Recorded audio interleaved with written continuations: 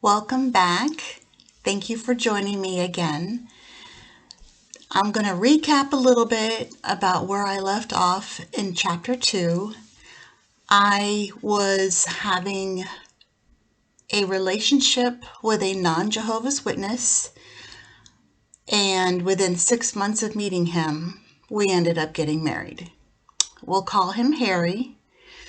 But prior to meeting him, I had given Kenny an ultimatum because I really loved Kenny. I really, really was in love with him. But he needed to grow up, I felt. He said he wanted to be with me. He said he wanted to marry me. He said he wanted to live with me, but he wasn't doing anything about it. So I said, look, let's just give ourselves a break from each other for a few months and see what happens.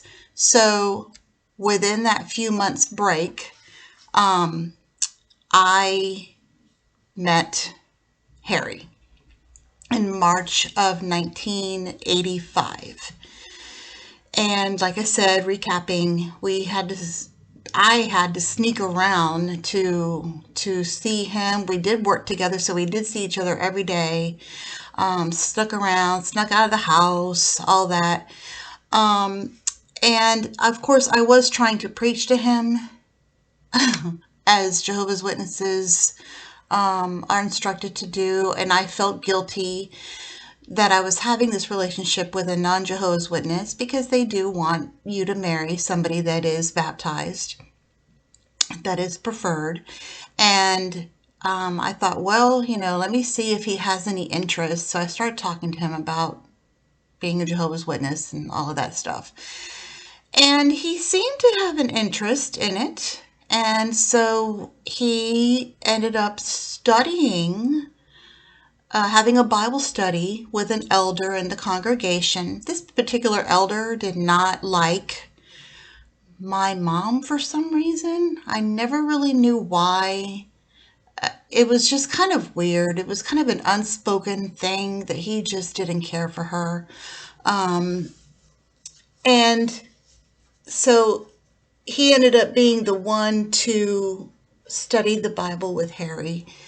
So to try to introduce Harry to my parents, once he was started studying the Bible, he was coming to the Kingdom Hall for the meetings.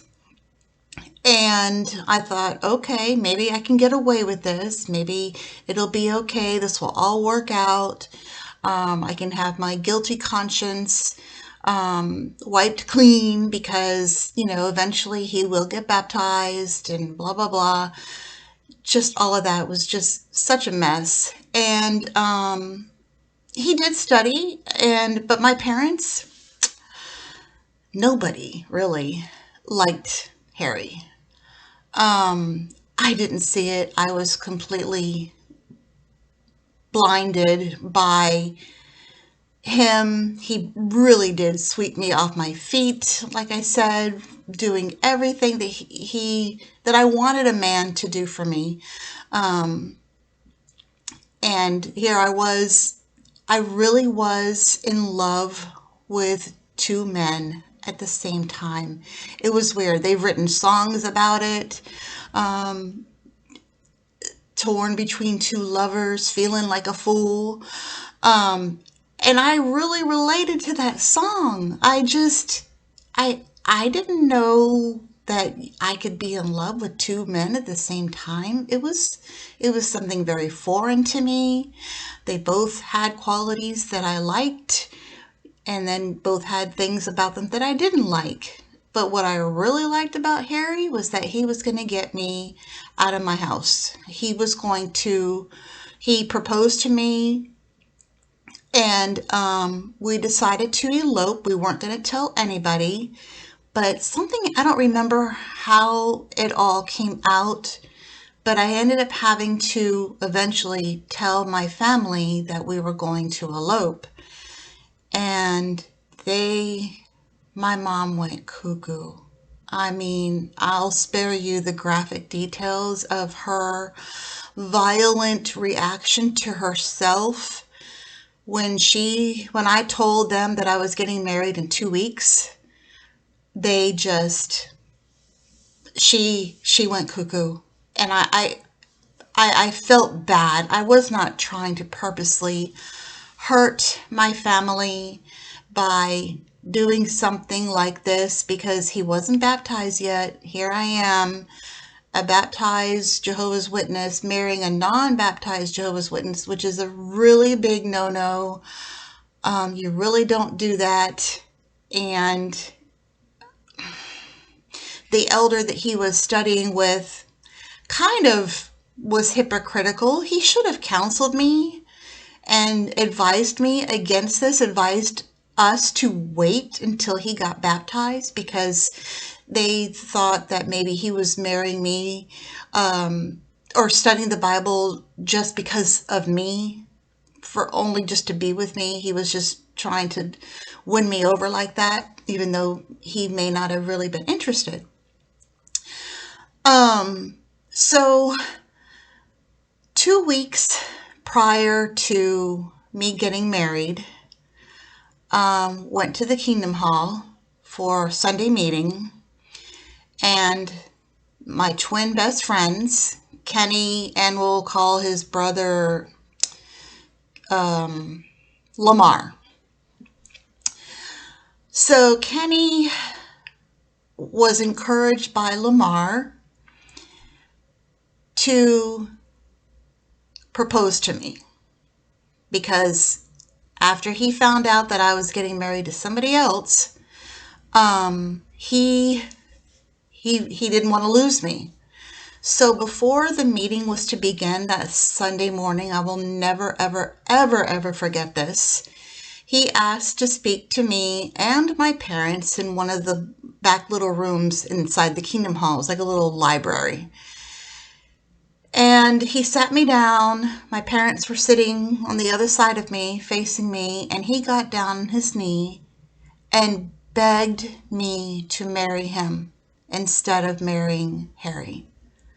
With tears in his eyes, begged me. I didn't even know what to think or say, because here, finally, typical men thing, when they realize they're going to lose something, they want it. And that's what happened. I had wanted him to get serious about our relationship 8-9 months prior to this. And now he decides that he doesn't want to lose me. So he gets down and proposes to me, begs me to not marry Harry and to marry him. We were all crying. All four of us in this little room were just crying our eyes out because it was so overwhelmingly emotional. I did love him. It was the hardest decision of my entire life to say no to Kenny. And the reason why I said no was because I felt he deserved to have a woman, a wife, that was clean, in a sense. I had already committed fornication with Harry, and I felt like Kenny didn't deserve to have a woman like me. And again, I felt like I needed to right my wrong with God by marrying the man that I was sleeping with. So I had to make the hardest decision of my whole life and break Kenny's heart. And I did end up marrying Harry on September 27th, 1985. It was a Friday. My grandfather, my mom's dad, had a judge friend downtown Miami that married us for free. My mom had sworn the 2 weeks leading up to this date that we had chosen that they weren't going to attend. The whole family was not going to attend. Because they just completely disapproved of Harry in every which way. And Harry didn't like my family either. He especially didn't like my mom. They ended up being very much alike. It turns out that I married somebody that was exactly like my mom. The same person I was trying to flee from because she and I were having difficulties in our relationship. The same person that I was trying to get away from, I ended up marrying somebody just like her. And I didn't even realize it at the time because I only knew Harry for 6 months, didn't really know the real Harry, and he swept me off my feet. That's the only way I can explain it. So they swore they weren't going to go to the wedding. It hurt my heart, but I had to do what I had to do. This was my redemption in my own guilty conscience that I had to marry him regardless so that I wouldn't be considered a fornicator anymore. The guilt as a Jehovah's Witness, once again, I've mentioned this before, the guilt that they inflict upon us by these. Now, I know fornication in the Bible is wrong. So the Bible says it's wrong. Whether I believe that or not now, I'll just keep that to myself. Because everybody has their own personal reasons why they may do what they do. So I'm not here to judge anybody, and I hope nobody judges me. But I just felt like the guilt was just so strong that this was my only way out. And plus, he was ready to go ahead and get me out of my mom and dad's house so I can be my own person. And I was only 19, just shy 3 months of 20 when I got married. And ironically, a few days before my wedding, my mom didn't want to miss the experience of seeing her oldest daughter get married. So she took me shopping to find a dress. I found this cute little dress, off-white dress that was good, just a simple makeshift wedding dress. And then we fixed a hat, wore a hat, and we dressed it up to make it look bridally. And so I thought that was nice. They all did attend the wedding. And the pictures that I have of the wedding, none of them were smiling. They just were there. My brother, he was only 9. How old was he? 10 at the time. So he didn't know any better, He was smiling his goofy little smile. And then my sister, she was there and, trying to be serious, like my mom and my dad in this mugshot of a wedding picture. It was crazy. His mom was there, and his sisters were, 2 of his sisters were there, and we got married, and my grandparents, and we got married in the judge's chambers. He performed real quick, little brief ceremony. I don't even remember it really. And we got married, and we had a very quick little honeymoon to Disney World. Harry had never been before, so I'm like, okay, let's go, because I've been there a million times. And so we drove to Disney World and stayed there the weekend, came back on Monday, because we had to be back at work. Came back on Sunday anyway, so that's what that. So married life was not what I expected.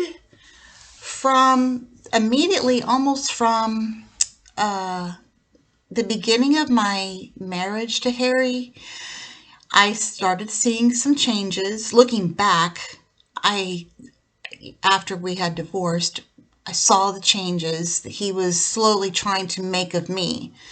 And one of them I have to actually thank him for, because he saw that I was kind of being like my mom in her yucky ways, not so good ways. The things that he didn't like about my mom, I was emulating those things. And in our marriage. And he pointed that out to me. And I was glad that he did, because I did not want to be anything like her in the marriage that my mom and my dad had. My mom was just definitely a bully, very controlling. Can just She was a lovely human being to others, all of her friends, all of her piano students. Everybody loved my mom, but they didn't know the real person behind her. And later on in life, this was before bipolar was even a thing or spoken of, but there were definitely signs that my poor mom was definitely bipolar, without a doubt. And of course, it was never treated. So that it's difficult living with somebody like that, especially without any kind of medication. So that's the kind of woman that I lived with. My daddy, he and I were best buddies. My dad would confide in me quite often about how miserable he was with our mom and my brother and sister. We all noticed, and we even gave my dad permission. We said, "Look, Daddy, if you want to leave Mom, we understand." And I'm not trying to paint my mom as a bad person, but she had a lot of problems. She just had a lot of things happen to her as a child from her parents that she brought with her along in her family life, and they never got fixed. They just didn't get fixed until much, much, much, just a few short years before she had passed. I was trying to help her, and I think I did. She really tried. It's so hard. Mental illness and depression and all of that stuff is just horrible. And then on top of that, being a Jehovah's Witness and having to follow all of these rules, man-made rules, it's a very difficult, depressing life. We really weren't happy people because we were always in fear of making Jehovah God unhappy or making a sin. And if we made a sin in the Jehovah's Witness organization, if you make a sin, and I will get into this topic because it is really important for y'all to know how they handle matters like that. When you commit a serious sin, it's like going before the Supreme Court. It's really, really bad, but I'll get into that later. But I shall get into it shortly because I do want to discuss, I have some notes here. Where's my notes? Okay. So, a few years, like a year or so after I was married, my sister started dating a boy in the congregation. And they ended up getting engaged. And to this day, I still don't know what happened, but there was some sort of sin or something that was committed by one or both of them. Could have been fornication for all I know. I don't know. I've never asked my sister. That's private. But so whatever it was that happened, when there's a problem, the elders in the congregation, who are like the priests or the pastors, like I had mentioned before, you have to go before what's called a committee meeting.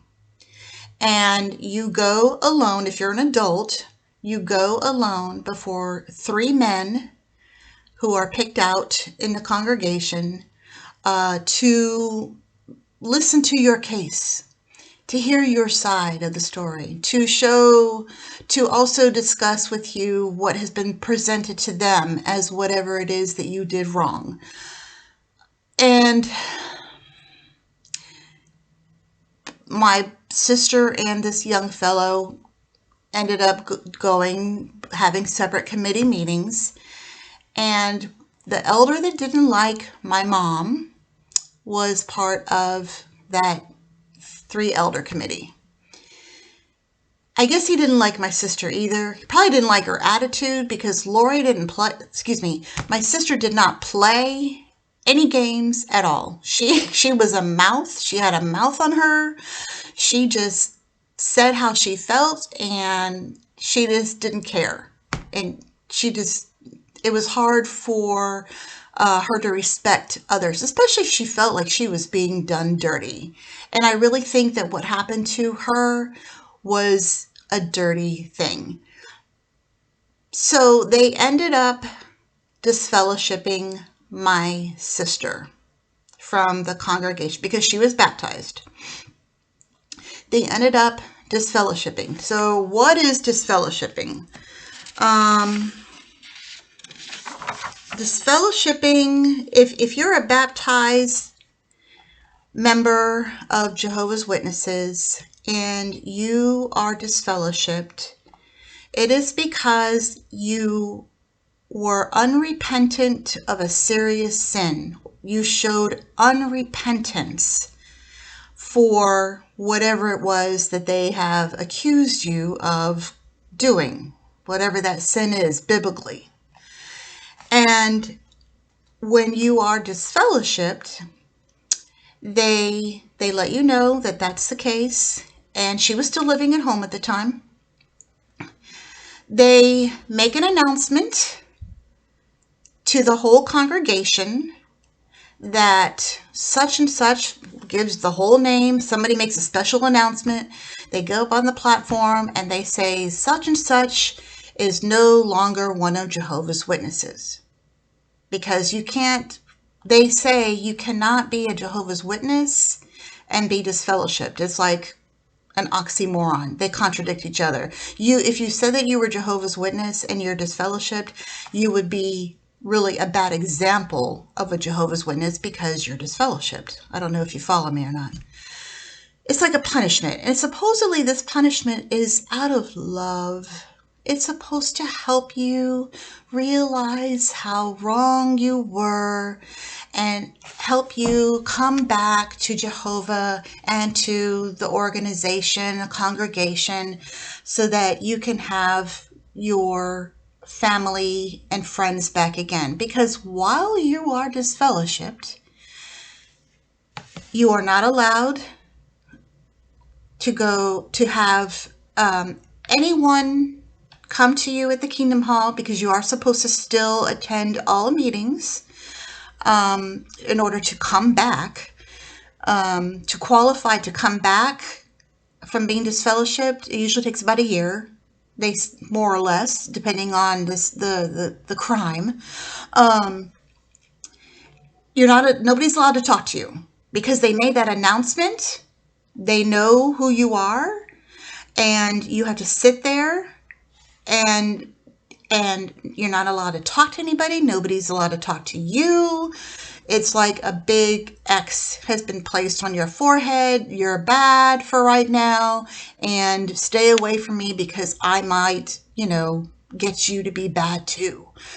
It's just that ridiculous. Because she was still living with my parents were allowed to talk to her and our younger brother, but you weren't allowed to discuss spiritual matters.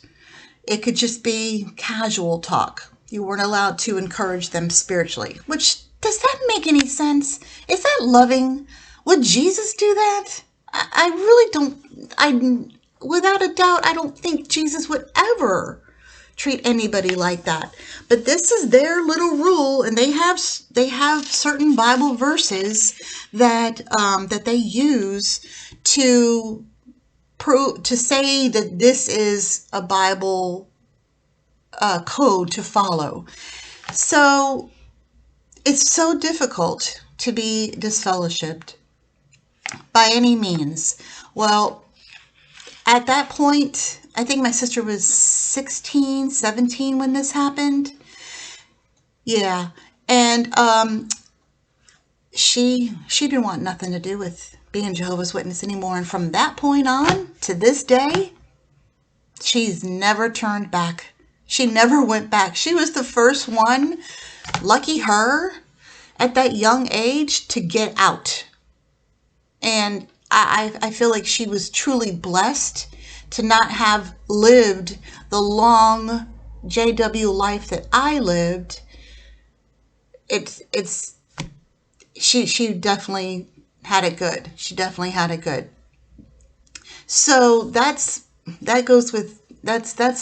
if you have any questions about the disfellowshipping or anything. Oh, I didn't realize in the YouTube channel that I had not enabled the comments to be put up, and enable them. So now you can comment on YouTube if you want to, instead of on the Facebook where I put out the video.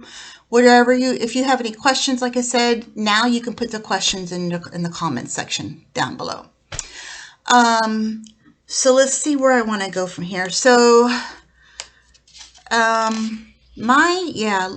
tell you a funny story that took place while I was newly married.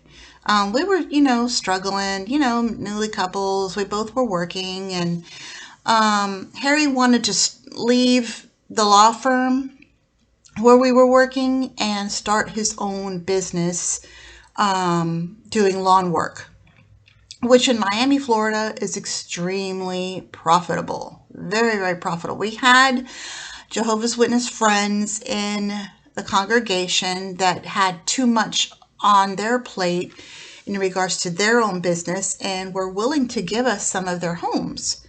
And so we spent all this money buying all this equipment to start our own business. I ended up quitting my job at the law firm, and we started this business, and it was hard work. In Miami, Florida, the sun is out. It seems like all day, all night. It is hot, but it's an honest, decent living. But it didn't really pan out for us. We ended up having a lot of financial trouble, and people weren't paying us like they were supposed to. We would cut their grass, do their lawn and everything, and expect to have a check in the mailbox for us, and nothing there. So eventually, as time went on, it did not pan out for us as a career change. So to lighten our financial burden, we both had vehicles. And he had a Ford Mustang 5.0 1984, really sweet ride, T-top. And he wasn't able to make his payments anymore, so he came up with this great idea.